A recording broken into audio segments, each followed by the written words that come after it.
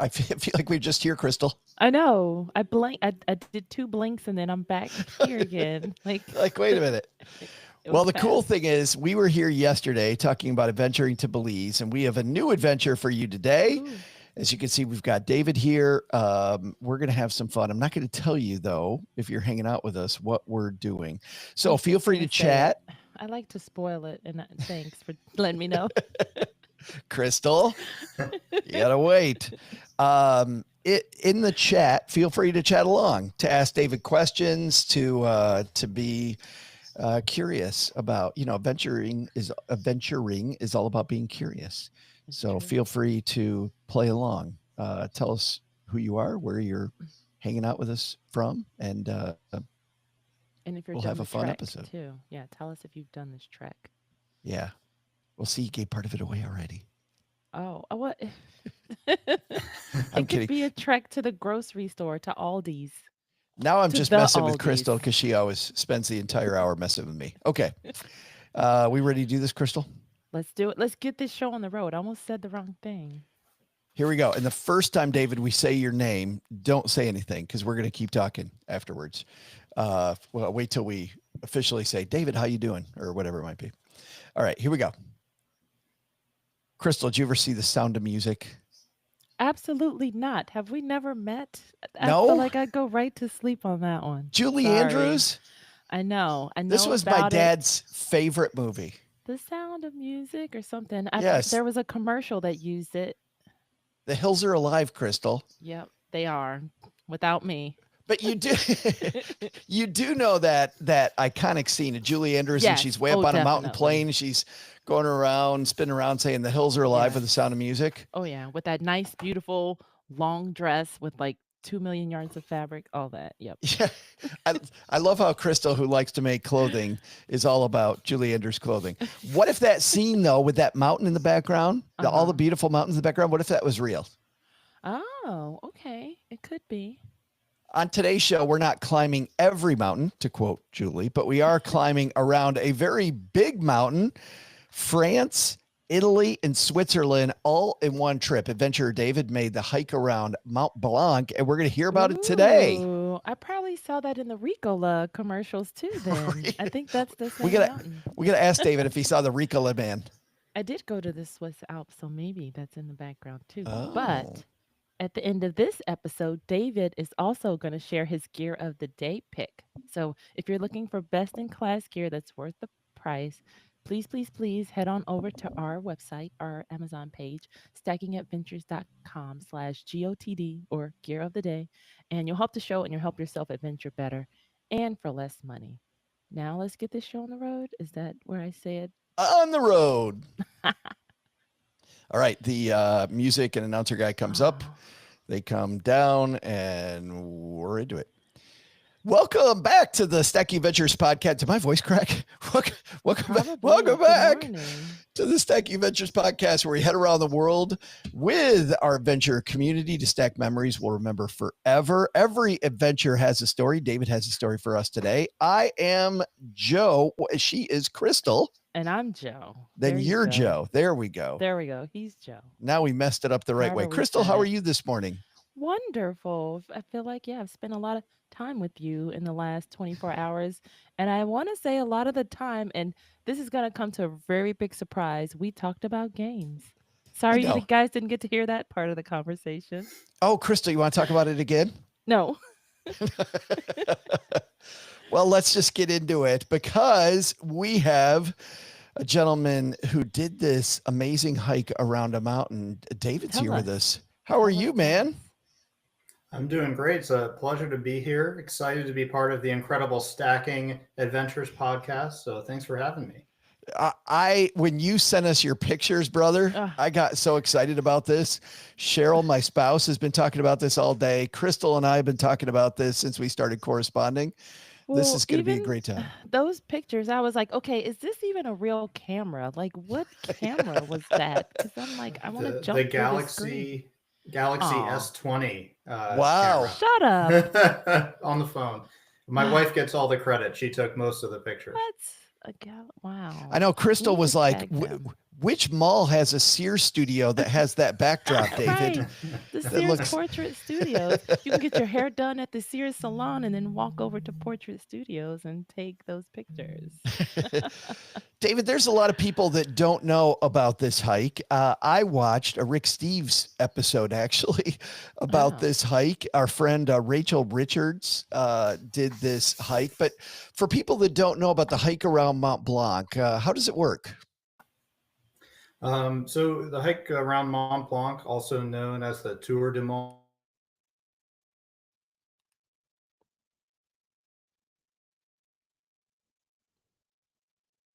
Blanc, are generally in a place called Chamonix, and you hike up, as they call it.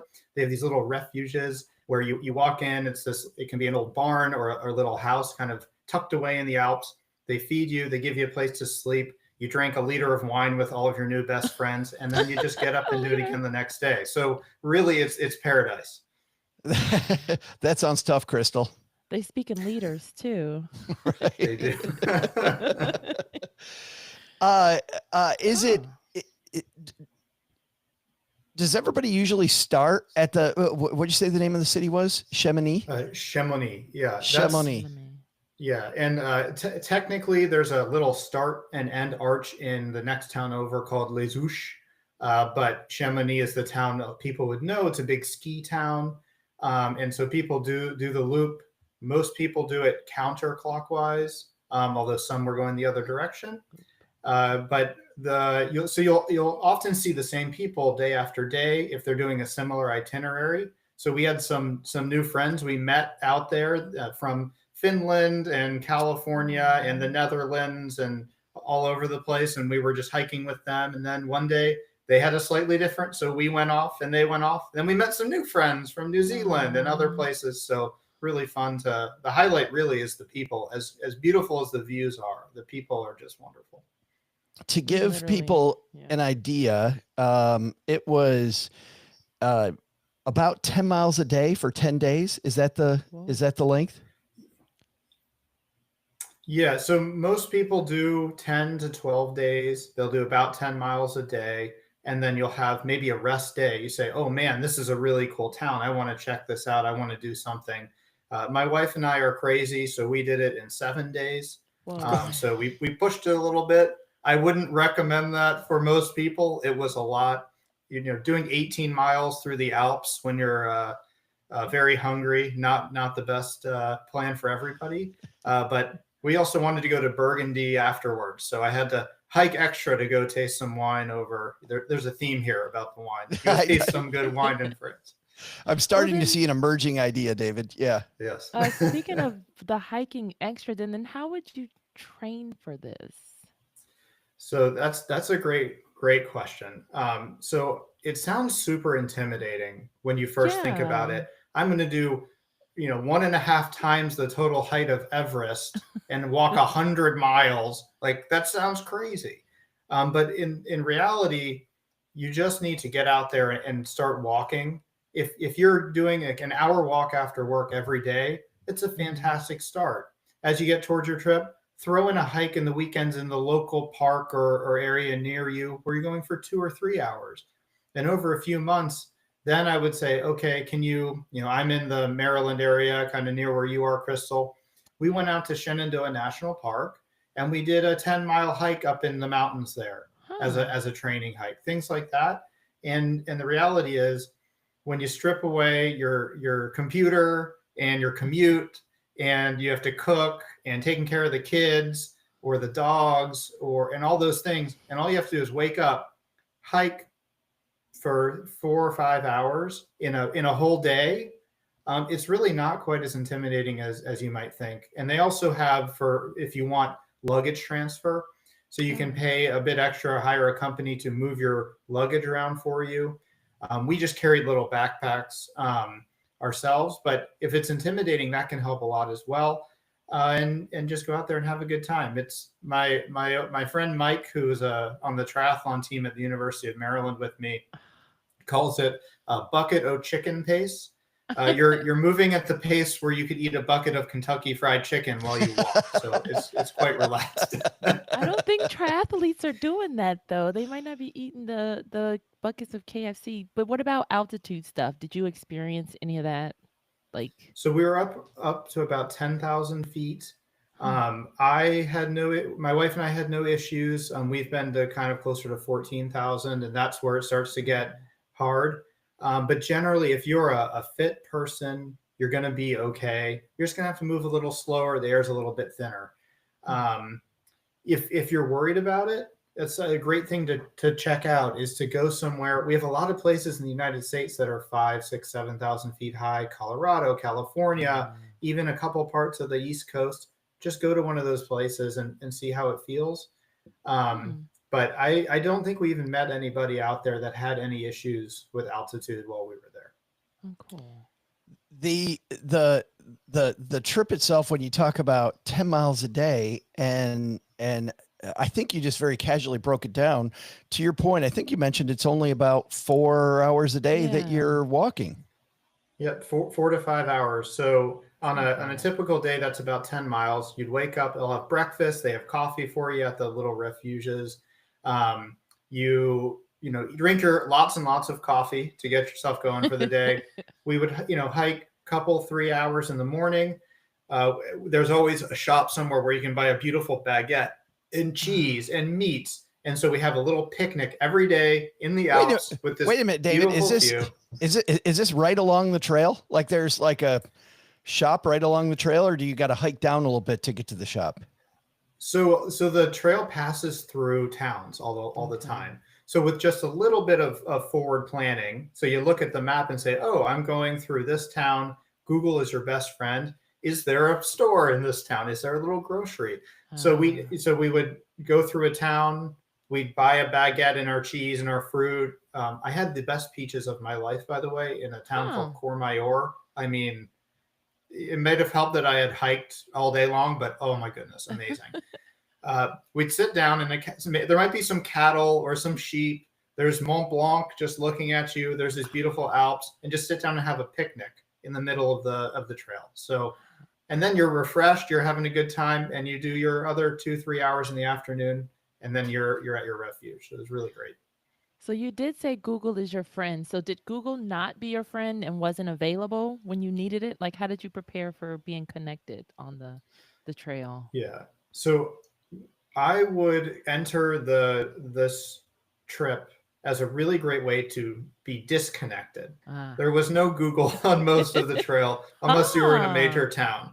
But what we did, there's an app called Ride with GPS. So my wife and I, we actually got together doing a bicycle tour through France, camping in the south of France.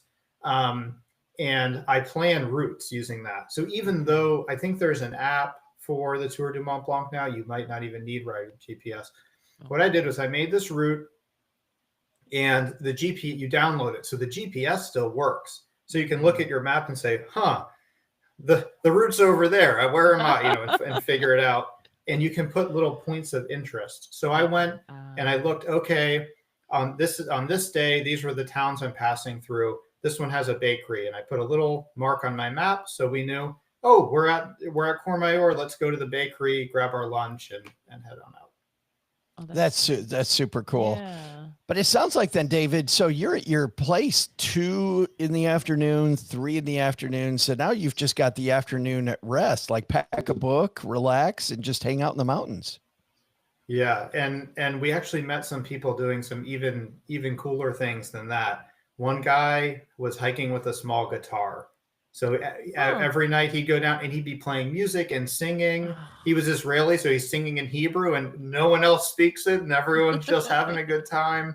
There was a woman who had a set of watercolor paints and a little collapsible canvas. So she came up to the mountain.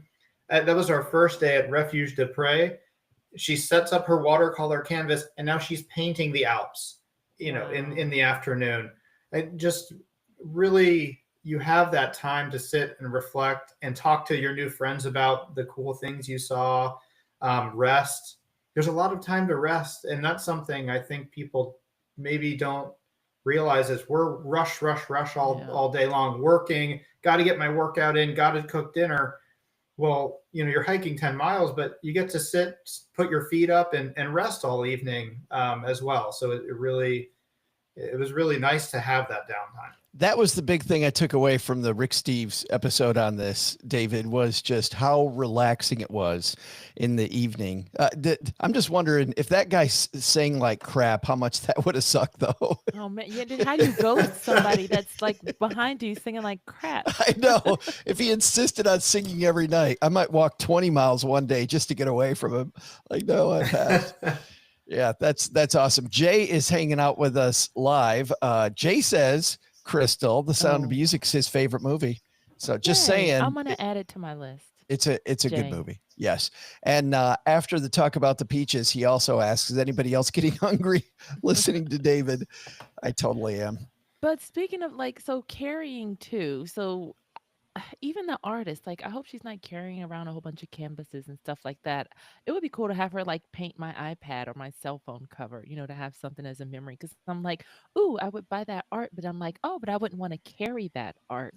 So I don't know. I wouldn't even know how to start packing for something like this too. Well, that is a good question. What do you pack, David? Just some hiking pants and as little as possible is what I tell everybody. So we got 30-liter packs for this. So we also do, so their backpacks, like you'd see people hiking the Appalachian Trail, come in different sizes. So someone who's doing, backpacking where you have a tent and your sleeping bag and all these things is probably having a 60, 70-liter pack. We were carrying 30-liter packs, and that was very intentional because you can only stuff so much junk into a 30-liter pack. And the more junk you stuff into your pack, the harder it is. So, and this might sound a little gross to people. I had one pair of hiking shorts and one pair of hiking underwear and one hiking shirt. And I wore those for 7 days. And I had one pair of clean clothes that I wore in the afternoon after I showered. And the clean clothes are fine because you're not sweating. It's nice and cool out there. The other ones get pretty gross. So I recommend to people, you have a shower, take your dirty clothes in with you, give them a rinse, hang them up on the line. Everyone's doing it. So you're not like this stinky person in a group of normal, not stinky people. Everyone's a little stinky, so you get used to it. In terms of other things to pack, and I can't give it all away because I'll spoil the gear of the day. There's a little sleeping bag liner is something you have to have or should have. They ask you, you're sleeping in these little dormitories, to bring that, and that's to keep your body off of the mat. And that helps prevent spreads of things like bed bugs. It helps keep everything cleaner. It makes you feel cleaner because who knows who was sleeping on this the night before. Right. And fun fact, Google Translate is often your friend. There's a few languages spoken around this trail. But heads up for if you're booking your refuge and it asks if you want a meat sack in English, that does not mean lunch. That means your little sleeping bag liner translates to meat sack. So I guess you're the meat in the sack. So we found that one out the hard way when I ordered a meat sack and they handed me a sleeping bag, not a lunch. Goodness. But there's a little pro tip. That was the day David went hungry. Yeah, that is funny. But speaking of, it's nice and cool. So then what's a good time of year to do this trek? What was the weather like? So we went in September, and my wife and I don't have any kids, so we are shoulder season travelers. Just because the tickets are cheaper, the accommodation's cheaper. My wife not jokes. She loves dogs a heck of a lot more than people. So we go when there are fewer people in the shoulder season. But I believe the hiking season is about June through September for the tour. Any later, it's starting to get colder. Any earlier, there's probably snow still. So it's about June. You might see some people in May. You might see some people in October, but June through September. And so shoulder season, then it sounds like you went in September. Yes. Yeah. We went in September after all the kids are back in school. The Europeans are not doing their summer travel. And so we had a lot more of the trail to ourselves. Yeah, That's a looking at good one. your pictures of the two of Yeah. you, I mean, I think 99% of the pictures it looked like you were alone. Just very a lot of solitude. Let's talk about the cost of some of these things, David, before we go to the break. Booking the dormitories, booking that spot. How much does that cost a night, roughly? Yeah, there's a bit of a range. So if you're booking the basic refuges, refugios, auberge, which are these huts that you stay in, if you're willing to sleep in the dormitory with 20 other people, you can get it in France for in Italy 40 euros a night, and that includes dinner and breakfast. Wow. So Wow. yeah, it is so economical. The That is. second you cross into Switzerland, now it's 120 Swiss francs. Jeez. So we spent one night in Switzerland. Oh, Actually, two. No, sorry, we spent 2 nights in Switzerland. We tried to keep that avoid. smaller. We this past year we did the Haute Route, which is a similar trip, and we were in Switzerland the whole time. And I was just crying as we go from refuge to refuge because I was used to France. Oh. Um, if you want your own room or a shared room or a smaller dormitory, it'll range up to 100 to 120 euros. But one night it was 40 euros each to sleep in the dormitory, or 100 for my wife and I to have our own room with a bathroom.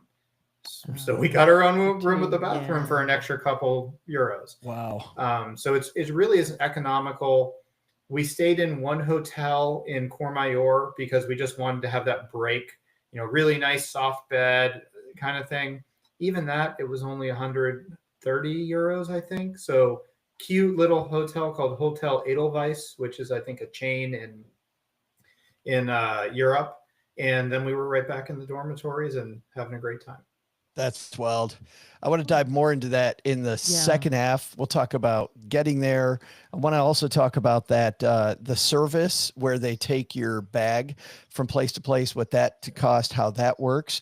But at the midway point of every show, which is where we're at right now, we have what we call a road trip pit stop adventures.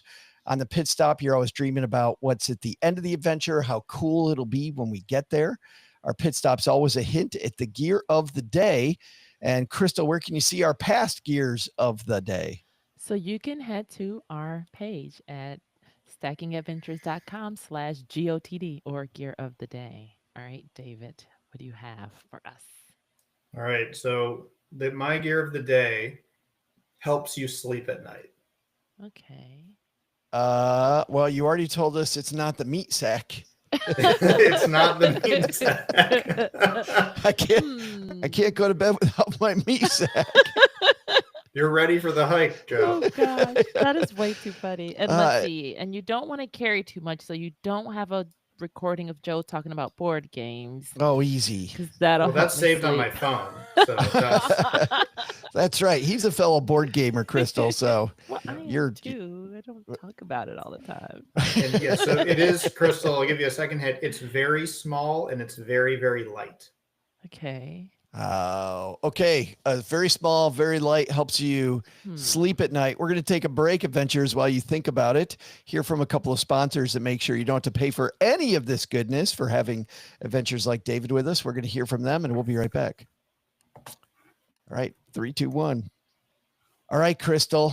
Helps you sleep at night. David says it's very light. I would definitely say like earplugs or something, because if I have to hear somebody snore, I'm not. Well, I don't know. I could fall asleep almost anywhere though, but I wouldn't want to hear. Yeah, it's funny. Usually snoring doesn't bother me. Lulls you to sleep. I once was in a room, long story, but there were like 20 people sleeping in this dormitory style room. And one person had sleep apnea where it sounded like they were about to die all night long.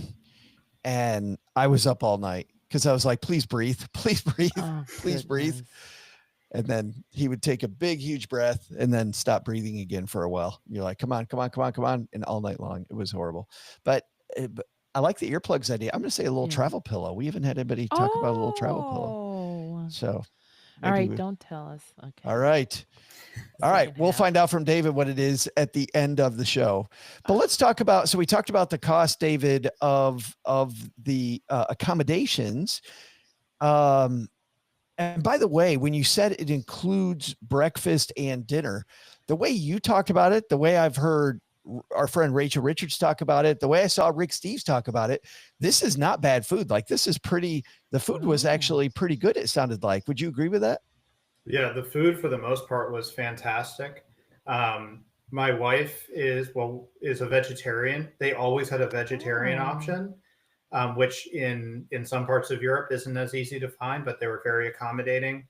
So we'd have a soup, a salad, a main course. There was a lot of rice. There was a thing, good starches to fuel you up, bread. And then there would be a dessert as well with every dinner. So you had like a 4-course meal in the middle of the mountains. It was the first couple of days we just couldn't believe. We're thinking, okay, we're going to have some sketchy survival food. food. Yeah. And this was, and I got talking to, I have passable French, although to be honest, English gets you almost everywhere. English and pointing gets you almost everywhere. There were only a couple times when I had to rely on my mediocre French. Although I have a fun story about French Canadians, if you want to hear it as well. We have to now. Please. Okay, Yes. so, yes. And by the way, David, before you get to it, when you talk about passable French, Chris, I don't know if we talked about this before. I've been to France I love going to France, but my French is, I get a menu in front of me and I say, je voudrais un point, s'il vous plaît. And that's it, which is, I will have one of this. Like, I've memorized, Crystal, that one phrase. I have no idea what they say back to me, but as long as they know what I'm pointing at, we're good. Right. Yeah. They're like, any allergies? He's like, I don't know. I don't know. Yeah. Hope not. Oh, Jay's guessing, by the way. He thinks it's a sleeping pad. That's a good one too. All right. French Canadians, though. Yeah, so my French is just a little better than Joe's because I can say deux croissants, 2 croissants, which is very important. 2 for you, none for you. Yeah, or deux espresso, 2 Yes. espresso. See, I even understood those. I think our French is great because we understood what you're saying. Perfect. So we're hiking with a couple guys named Philippe and Marco from Quebec. And they were super strong hikers. They were hiking further than we were. They had like a 22-mile day, really strong. And they were carrying full packs. It was crazy. And we get to this place and they don't speak any English. So I'm talking, or sorry, I think they did speak English, but I'm trying French first. Always try French first if you can. So I'm making it work. We need 2 beds, this. And Philippe comes up and starts speaking in absolute fluent French. And they respond in English. And I'm like, that's weird. You think you could have used English with me as I trip over my words? And I was like, oh, whatever. Go to the next place. Happens again. We go on this other trip in France, the Haute Route. Happens again to other people. And I'm like, what is going on? And one of them says, the French hate our accents from French Canada, so they refuse to speak French to us. So it was pretty, even though they all spoke fluent French. A dick move. It was. Yeah, 100%. They're dealing with Joe and myself using Franglish, and they won't speak to the French Canadians. Okay so with it's pretty that. fun. Well, you know why it is? You know why it is? Because at the end of every phrase, like when they say de croissant, it's de croissant A, right? They say A because they're Canadian. That's it. They were too nice. Canadians. Our Canadian, I've had Canadian listeners to our show who have written me about they don't like the fact that they're like, we don't say A all the time, okay? I'm like, I know you don't. Just come on. Yeah. So the towns, I want to hear more about these little towns that you go in. Like, are these towns big enough that you're going to maybe pick up souvenirs? Like, are there touristy things to see when you're in the towns, or is it pretty much grab your lunch and get back out in the countryside? There's a real mix. So you start in Chamonix, which is a big ski town, Chamonix. a kind of ski resort kind of place. So there's gelato, there's souvenir shops, there's everything, really, really good restaurants, everything you could want. Then you go through some towns where it's like there's some farms and a few houses and maybe a shop that's open from like 9:47 to 1:13, and that's it. They're not, otherwise they're not there. Very, little towns, and then some of the in between. Courmayeur in Italy is another town like Chamonix. There's actually a gondola that goes up through the mountain and down into Chamonix to Courmayeur, so you can kind of skip back and forth. Oh, that's And cool. then there's also a very robust bus system that is free. So you can hop on a bus, go to a town that's a little bigger, take the bus back, and continue on your trip if you'd like. Wow. I like that. Yeah. Wow, It's and, not and everywhere, but it's pretty good. and that's when you were talking about earlier, people that take maybe a day off, they take a rest day. That's probably a great rest day thing. Go down into a town Sit on the and bus. chill out and have Yep. a fun day. So Yep. And then, oh, go ahead. no, go ahead. Well, I was gonna say, speaking of a rest day, then did you plan everything out? Did you plan for rest days, or well, but then you were doing it 7 days. So then, how did you? Yeah, sounds like he didn't take a rest day. Yeah, we have tended not to take rest days. My wife and I, there's beach people and then there's not beach people. If we're not Yeah. moving, we're unhappy. So we Okay, always I say like we need it. a I like vacation it. from our vacations because we come back so tired. But for most normal, sane human beings, a rest day is great. So we actually had Mark and Katja. They're from California, and we were hiking with them. And they were supposed to stop at this refuge before Courmayeur, and we had been hiking with them for like a day and a half. And they said, "Screw it, we're going to Courmayeur with you." And so they Aw. hiked with us to Courmayeur. We all had dinner together with some other folks, and then they took a rest day. So they hiked extra. They took a rest day in Courmayeur because they're like, "This place is so cool. We're staying here." So they had a really great time. And then there's a fellow named Guppreet who was in that group. He was also from a different part of California. And be very careful when you Google in the mountains because, oh, you guys are staying at the Hotel Edelweiss. Okay, great. And he booked a room. He gets there and he booked a room at the Hotel Edelweiss 2 towns over. Oh, he, no. he took a bus to there after dinner and then took one back to go hike in the morning. But it all worked out. Oh, that's cool. Yeah, I think a little bit of being careful might help. That service, David, taking your bag from place to place. When we hiked in Nepal, I had a guy that was half the size of me carrying not just my stuff, but carrying also my friend Christy's stuff, like one little dude with 2 people's bags. How does this thing work and what does it cost? Yeah, there's really a few different options. So you can do what my wife and I did, which is carry our own stuff, plan our own trip, do everything on your own. It's a bunch of work, but we're kind of experienced doing that. So we were able to tailor our trip to what we wanted. Yeah. Then there's the next level where you're doing that, but you're paying a luggage service. So you're saying, I'm staying here, here, here, here. They'll pick up a suitcase for you so you can bring more things. You can be clean, right? You'll have enough clothing. That's crazy For talk. those of us who want to be clean, Overrated. weird. And that can run, I think it's about 60 to 100 euros per day, depending. There are a few places that are super, super remote that you can't go. There are refuges that are only supplied by helicopter. No one's taking your luggage there, right? There are ones that are only accessible by donkey train. We saw a donkey train going up the mountain, which was really interesting. Those are going to cost a little bit more to get your stuff there. And then there's a bunch that are accessible by like a road or maybe like an off-road. So like a Jeep needs to take it. Those are a bit less expensive. So it'll vary based on where you're going, the number of nights. But I think 60 to 100 euros a night to move your luggage is probably about right per person. Still not horrible. Yeah. No, not horrible at all. I could see myself doing that, like having like a set of stuff like at the halfway point and just swap everything I'm carrying and start fresh and then swap it back at the end. Yeah, and that's actually a really good thing to bring up. um, you can, especially with Switzerland, you can actually Mm. send luggage via the train system to a Oh. post office. So on our Mm. route trip, which is like kind of next door to this, we got there with all our bags, put them on the train, Mm. hiked, and they were sitting there waiting for us when we finished at another train station. And it was Ah. like 20 euros. Oh It my was God. so cheap. Um, Wow. so there's a lot of things like that. You could start in Chamonix, send your things to Switzerland, meet them halfway, swap, send them Yeah. back. And Crystal, that's a great hack. I think that's a Ah. fantastic idea. Huh.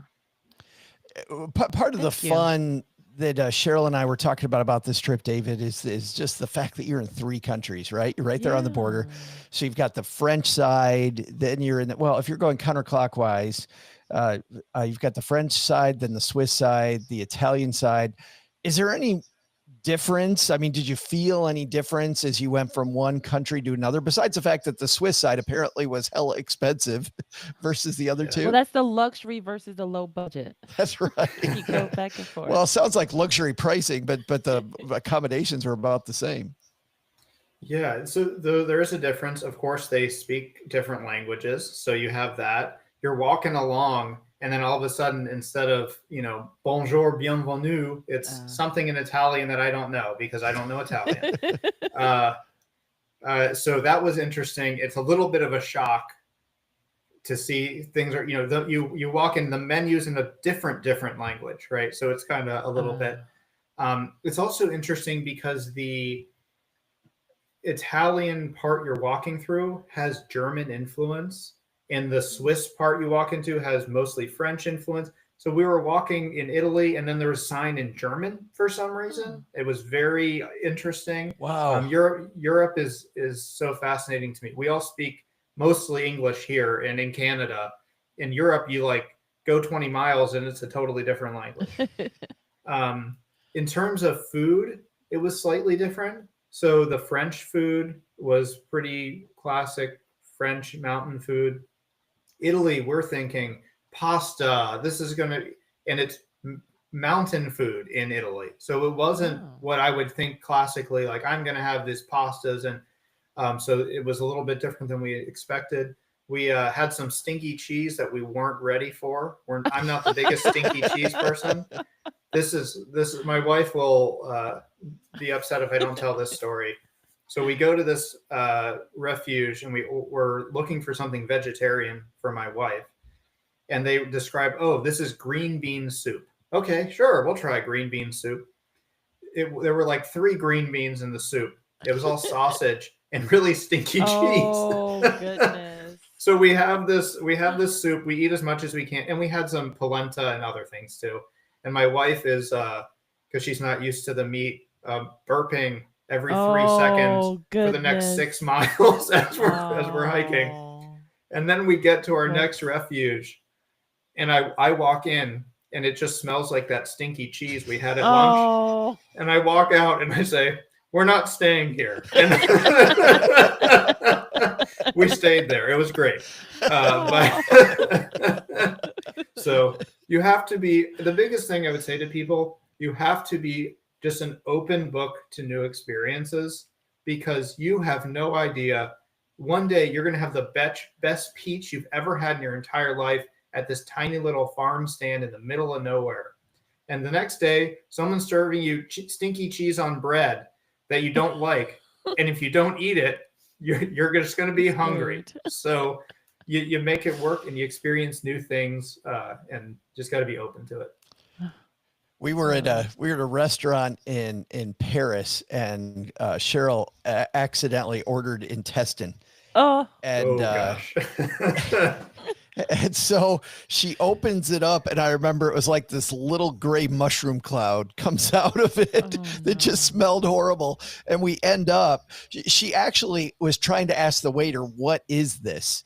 Because it was one of the few things that we can read a few words, so we kind of know what we're getting into. Clues. She tried to ask him, "What is this?" And he thought, "I want this." And so he walks away, and she's like, I didn't even order. Like, I have no idea. After I ordered, she goes, "What is this?" And bam. Anyway, he comes back with it. So we end up sharing mine, David. Oh similar, goodness. similar story. And then the guy comes just to derail this whole conversation for just a second while we're on this wonderful story. So the seating is very close together, and the waiter though keeps apologizing because he does not speak English, which is amazing. I'm in Paris at this restaurant, and he's apologizing because he does not speak English, and which has been my experience with French people, mostly very, very incredibly nice, and so he comes by at the end of the meal. Cheryl's meal is untouched, so he knows that she doesn't really like it. And he looks at us and he goes, "Dessert?" And Cheryl turns to him, and usually she tries to stumble, to your point, David, she tries to stumble through with a little bit of French. This time she's just hungry. She's tired. She goes, "Yeah, what do you got?" And the guy looks all discombobulated, Crystal, because now he's got to come up with the words, and he can't, he's got no idea what the words are. So he literally goes, yes, follow me. And we're like, "Excuse me?" He goes, "Follow me." And so we stand up. I've never been in a restaurant where I stand up to follow the waiter. He takes us back to the kitchen. He introduces us to the chef, introduces us to the sous chef, takes us to this area where there's all these different desserts. He's like, "We have this one and this one and this one." It just gives us a tour because he doesn't speak English. It was so wild. To your point, David, the wildest things happen when you're in a foreign country, if you're a little open to it. How did you get there originally? I mean, you go to Chamonix, but is there direct flights into Chamonix from Dallas, Texas, or Boston, or wherever you are? Texarkana. Maybe Houston. So getting there, the most direct way to get there is to fly to the Geneva airport, and there is a shuttle that runs all the time. I think it costs, again, like 12 euros to get from It's an hour something bus ride, really easy. A little through the mountains. If you get car sick, bring a Dramamine. But at the time, I was thinking, I don't want to pay $2,000 each to fly in and out of Geneva, which was a bit on the pricey side. So I found a flight to Paris, and then I found a commuter flight from Paris to Geneva. But we had to leave, do customs, get out, and then go back through security, which is a bit of a pain. But we did round trip flights in and out of Paris for $500 and $100 commuter flight. Wow! So instead of 2,000 each, we paid 600 each. This was 2022 when we did that. Oh wow! And the other hack I would say is to use points, because for our haute route, we used points, and we flew directly into Geneva.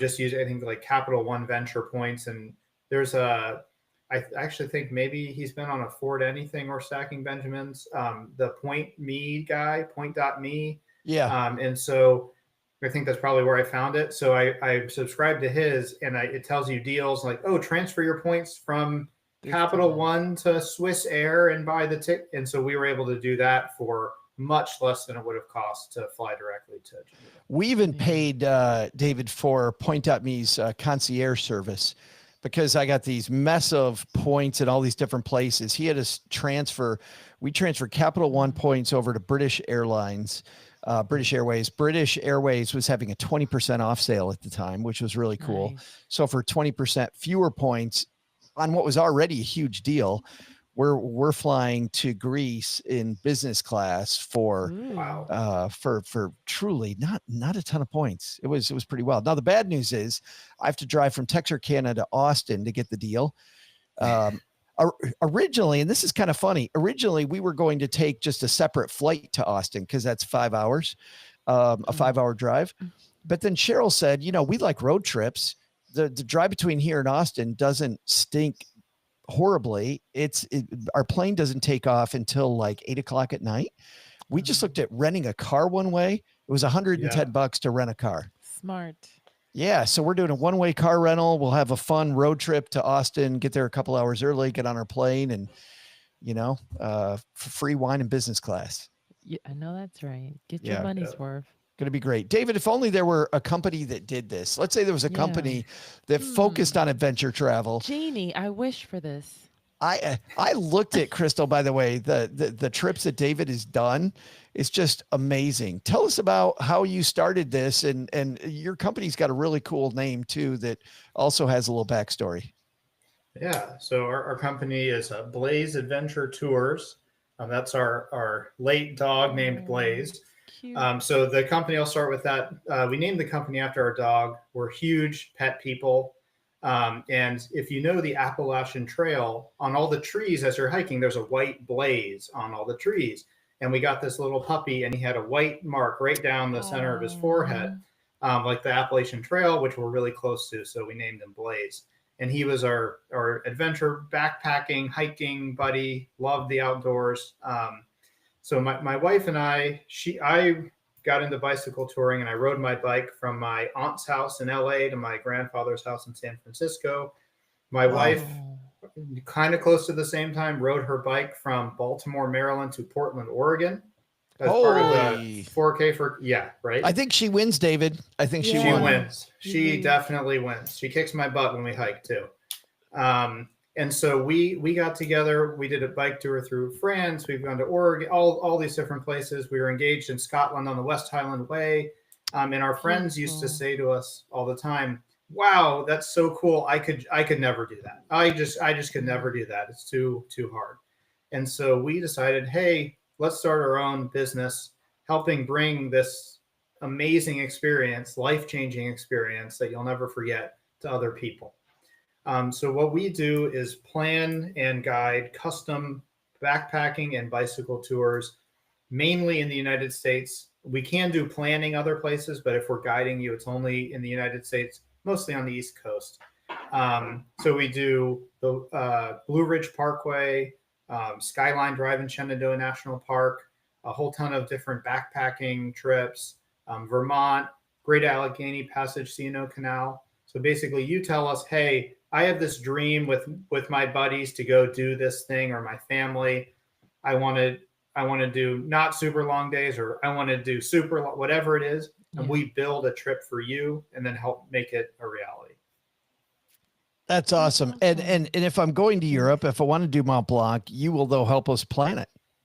Yes, we do trip planning, and it's, I think, pretty inexpensive. And we won't book things for you because insurance and things like that. But we'll sit down and I can say, hey, you're going to do the West Highland Way. We've been there. These are amazing places to stay. This section is really difficult. You want to break it into 2 days. Go, get food here. This is what you need to pack, which is, believe it or not, more. It contributes a lot to the success of your trip, packing correctly and having the right gear and not having too much. That's the biggest mistake I would say beginners make, because they bring too much stuff and then they're forgetting those one or two things that would have made their life. Like if you're going to Scotland, a mosquito net for your face. They forget one or two things that make your life a lot better. I never thought about a mosquito net in Scotland. I know. I was like, was that the gear? No. Yeah, no, it's not the gear. But they have these little biting insects called midges, and you'll see none, and then all of a sudden you're in a cloud. And I have a little hat, like, I don't know, it looks almost like a safari hat with a little net that comes down. So midges aren't a problem anymore for the hour or two while you're with them. So little things like that can make a big difference in your enjoyment. I just love the active travel stuff that you guys do. It just sounds so fun. I do like a little bit of rest and relaxation, but to your point, David, you can plan that in. You know what I mean? You could be a beach person for a day while you're a mountain person, mountain goat for the rest of the time.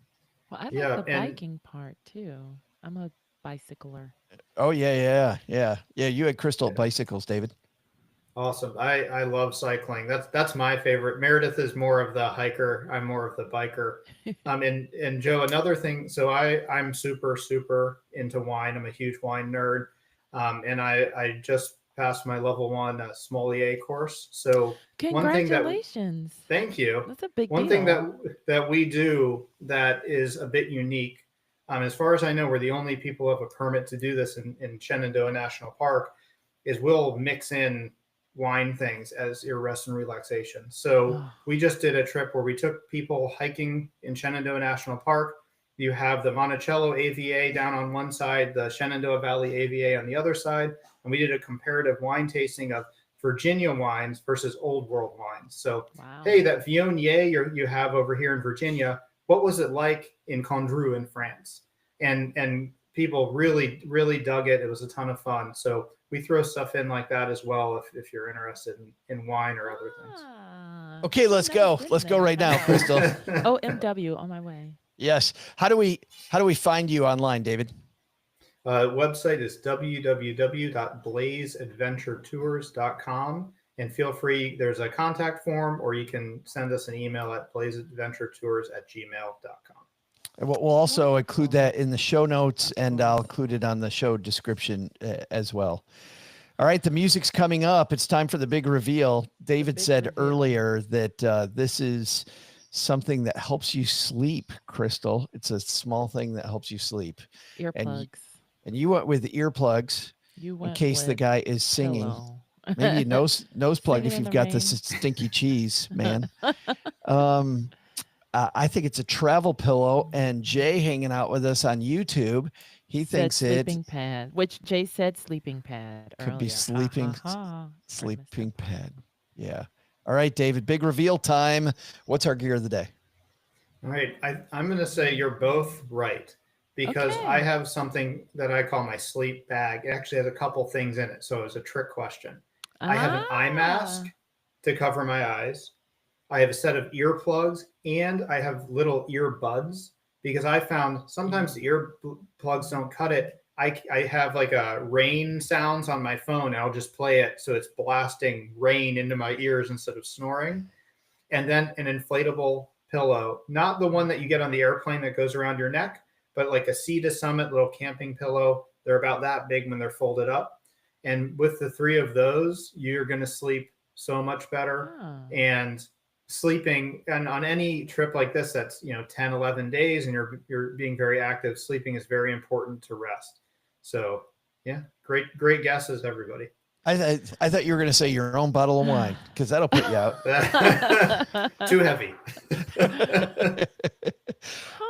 Well, but I like it. It's a sleeping bag, or a sleeping pack, because it's being intentional about. All right, it's time to go to sleep. Let's start my routine. It sets the tone for what you're about to do.